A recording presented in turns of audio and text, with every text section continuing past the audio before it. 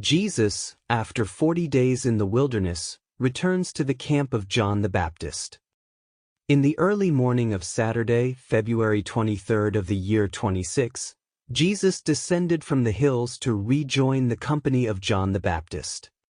Throughout that day, Jesus mingled among the people in John's camp. He cared for a young man who had been injured in a fall and brought this boy to his parents in the nearby village of Pella.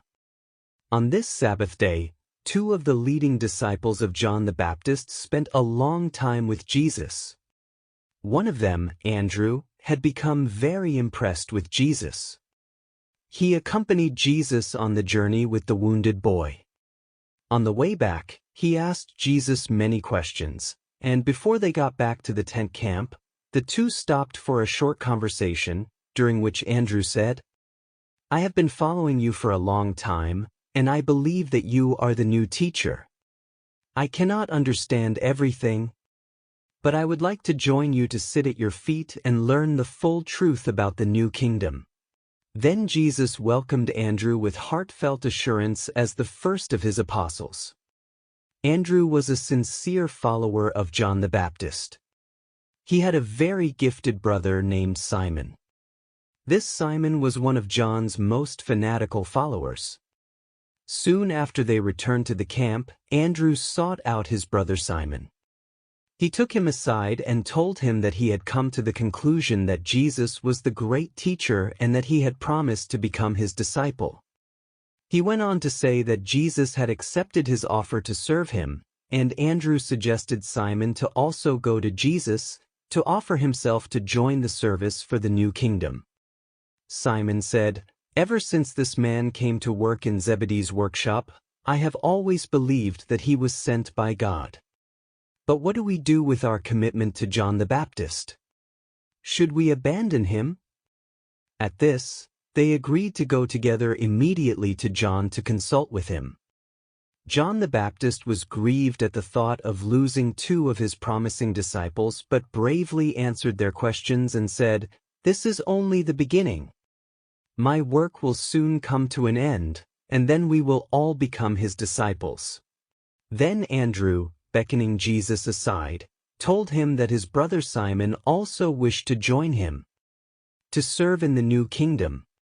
And when Jesus welcomed Simon as his second apostle, he said, "Simon, your enthusiasm is commendable, but your impetuosity is dangerous for the labor of the kingdom.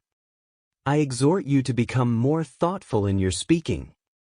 I would like to change your name to Peter." The parents of the wounded boy who lived in Pella had urged Jesus to spend the night at their home, and Jesus had accepted this offer. Before saying goodbye to Andrew and Simon, Jesus said, "Early tomorrow morning we will go to Galilee." When Jesus had returned to Pella to spend the night, and Andrew and Simon were still talking excitedly about the coming kingdom, they encountered two sons of Zebedee. James and John had just returned from the mountains from their long, futile search for Jesus. They knew Simon and Andrew well because they were from the same region and because they were also fishermen.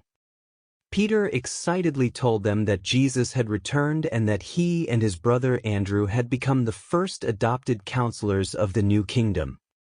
When James and John heard this, they became sad.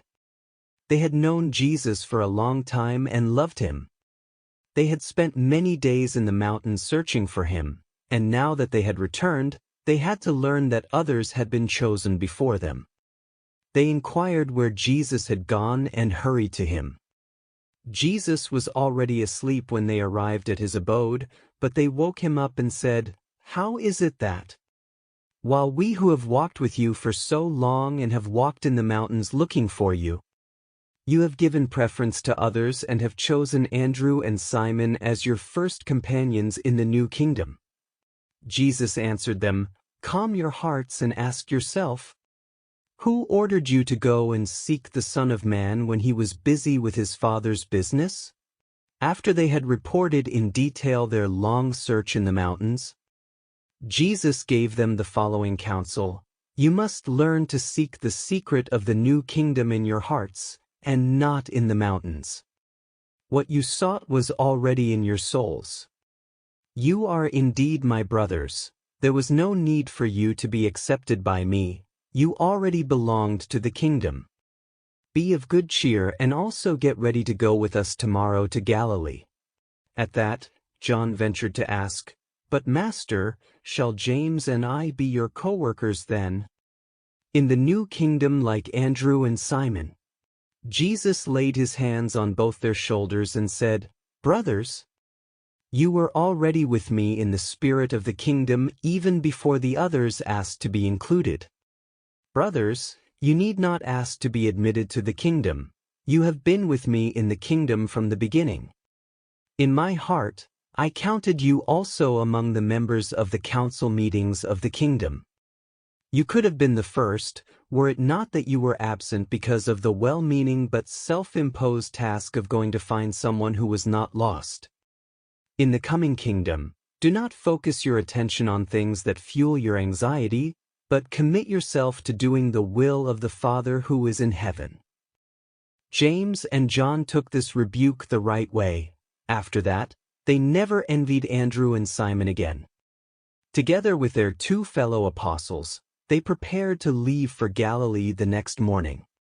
That very evening, James, John, Andrew, and Simon had a meeting with John the Baptist, and with tears in his eyes, yet in a steady voice, the brave prophet relinquished 2 of his prominent disciples to become apostles of their Creator. Although they have never been fully aware of this here on earth,